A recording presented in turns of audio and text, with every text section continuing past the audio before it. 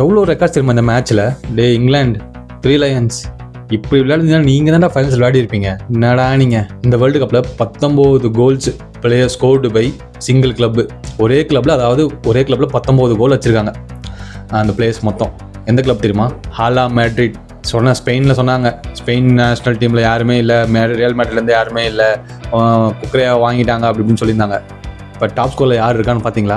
Real Madrid இருக்கானுங்க, டாப்பில் இருக்காங்க ரியல் மேட்ரிட் பிளேயர்ஸ். அடுத்தது எம்பாப்பே டிக்டேட்டர் மொத்தம் 10 கோல் சிங்கிள் வேர்ல்டு கப்பில், இந்த வேர்ல்டு கப் கேம்பெயினில் 10 கோல் அடிச்சிருக்காரு.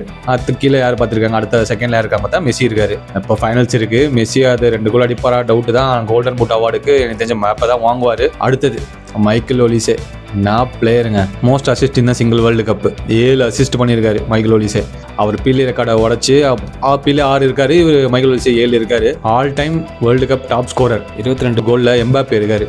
அடுத்தது மெஸ்ஸி 21 கோலில் இருக்காரு. இவங்க 2 பேருக்கு தனியாக அப்படியே ஒரு போட்டி வச்சிருக்காங்க போல. எல்லாம் தனியாக துண்டாக இருக்காங்க. அதுக்கு கீழே பார்த்தா க்ளோஸாக இருக்காரு, 16 கோலில் இருக்காரு. அதுக்கப்புறம் 14 கோலில் ஹரிகேன் இருக்காரு. அது ஓகே விட்டுருங்க. அடுத்தது நம்ம பெல்லிங்ஹாம். இங்கிலீஷ் பிளேயரில் 7 கோல் அடிச்சு மிட்ஃபீல்டர், அதுவும் டாப் ஸ்கோரராக இருக்காரு இங்கிலீஷ் பிளேயரில். இதுக்கு முன்னாடி யாருக்கா பார்த்தா ஹரிகேன் 6 கோலில் இருக்காரு. ஆனால் மிட்ஃபீல்டர் இவர் இருக்கிறது எனக்கு முன்னாடி பண்ணியிருக்காங்களா பண்ணலையா எனக்கு தெரியல. பெல்லிங்ஹாம் 7 கோலில் இருக்கிறாரு.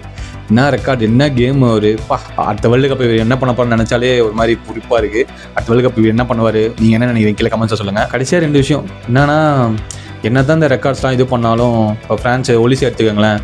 அவர் இந்த மேட்ச் முடிச்சு, இங்கிலாந்து மேட்ச் முடிச்சுட்டு ட்ரெஸ்ஸிங் ரூமில் போய் அழுதுருக்காராம். ஏன்னா அவர் இந்த 2 சான்ஸ் மிஸ் பண்ணல அதுக்காக. ஆனால் அவர் பீலே ரெக்கார்டை உடச்சு அன்றைக்கே அவர் அதை பற்றிலாம் யாரும் இது பண்ணுவான். அவர் அந்த மேட்ச் தோத்துட்டாங்க, அவர் மிஸ் பண்ணிட்டா சான்ஸ் சொல்லிட்டு அவர் அழுதுருக்காரு. அடுத்தது எம்பாப்பே.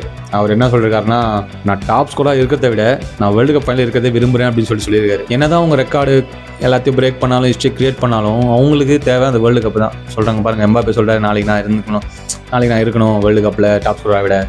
என்ன மாதிரி top scorer, golden boot award என்ன இது இருக்கும், ஆல் டைம் டாப் எல்லாம் ரெக்கார்டு சொல்கிறாங்க. எல்லாம் யாரும் ரெக்கார்டு க்ளோரி யாருமே அது போடுறதில்ல. நாளைக்கு நடக்கிற மேட்ச்சில் யாரு தூக்குவா கப்பை, பிகில் தூக்குவாரா, யார் தூக்குவார்? நீங்கள் யாரை நினைக்கிறீங்க? ஸ்பெயின் அர்ஜென்டினாவா? கீழே கமெண்ட்ஸாக சொல்லுங்கள்.